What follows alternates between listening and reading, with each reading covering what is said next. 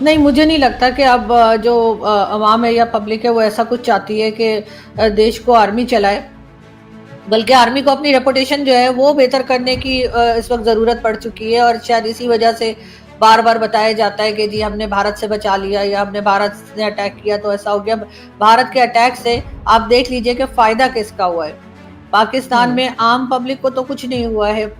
ظاہر ہے پاکستان کی ملٹری کو ہی فائدہ ہوا ہے، انہوں نے اپنے آپ کو کئی دوسری پوسٹ دے دی، اس کے ساتھ ایکسٹینشن مل گئی، اور ایک واہوائی جو بار بار بتائی جاتی ہے کہ جی یہ نہ ہوتے تو پتہ نہیں کیا ہو جاتا۔ تو یہ بات جو ہے وہ تو پبلک کو بھی سمجھ میں آ چکی ہے۔ جو نیا انہوں نے 27 امینڈمنٹ لے کر جو آئے ہیں اس کے اندر انہوں نے جو چیزیں ایڈ کی ہیں ان میں سے کچھ تو ایسی بھی ہیں کہ جو یقیناً پبلک کو پسند نہیں آ رہی ہیں، جس میں کہ اپنے آپ کو یہ کہہ دینا کہ ان کے اوپر کسی قسم کا کوئی قانون جو ہے وہ نہیں لگے گا، ان پہ کوئی کیس نہیں کیا جا سکتا، کوئی کرمنل کیس نہیں کیا جا سکتا، ان کو اریسٹ نہیں کیا جا سکتا، پوری لائف کے لیے ان کو یہ سہولت دی گئی ہے جو کہ غلط ہے، اور ان کے ساتھ ساتھ پریزیڈنٹ صاحب کو بھی دی گئی، یعنی آصف علی زرداری صاحب پر بھی نہ تو کوئی کرمنل چارجز لگ سکتے ہیں، نہ کبھی انہیں اریسٹ کیا جا سکتا ہے جو پہلے وہ ہوتے رہے،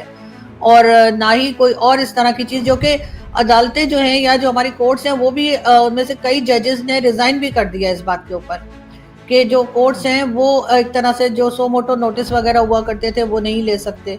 اب ان کو جو ہے وہ ہر چیز میں جو ہے وہ ان کی طرف دیکھنا پڑے گا، گورنمنٹ کی طرف یا اسٹیبلشمنٹ کی طرف، اور تبھی کچھ ہو پائے گا، ادروائز وہ بالکل ایسے ہی ہیں جیسے ہمارے کوئی کہہ رہا تھا کہ جیسے آپ بیمار ہو جائیں یا کوئی بات ہو جائے تو اگر کسی مولوی کے پاس جائیں اور اس سے پوچھیں تو وہ کہتے ہیں کہ میں دعا کروں گا، تو کہتے ہیں اب عدالتیں بھی ایسے ہی ہو گئی ہیں کہ اگر کوئی عدالت کے پاس جائے گا تو وہ کہیں گے ہم بس دعا کر سکتے ہیں آپ کے لیے۔